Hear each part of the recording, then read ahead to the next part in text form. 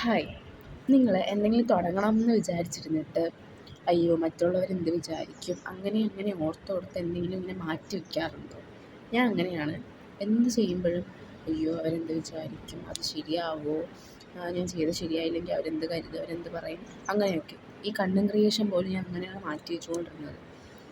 പിന്നെ ഞാൻ ചിന്തിക്കാതെ പോയ മറ്റൊരു വശമുണ്ടതിന്. ഞാനല്ല, എല്ലാവരും. ഈ കുറ്റം പറയുന്നവർ പറഞ്ഞുകൊണ്ടേയിരിക്കും. അവർ ഒരു സമയത്തും അത് നിർത്താൻ പോകുന്നില്ല. കാരണം അവർക്കതിനെ കൊണ്ടൊരു നഷ്ടമോ ഒരു ഗുണമോ ഒന്നും ഉണ്ടാവാൻ പോകുന്നില്ല. പക്ഷേ നമുക്കതിനെക്കൊണ്ട് നഷ്ടം ഉണ്ടാവും. കാരണം നമ്മളുടെ ആഗ്രഹം അതവിടെ സാധിക്കാതെ പോകും. മറ്റുള്ളവരെന്ത് വിചാരിക്കും നമ്മൾ ഇങ്ങനെ ആലോചിച്ചുകൊണ്ടിരിക്കുമ്പോൾ.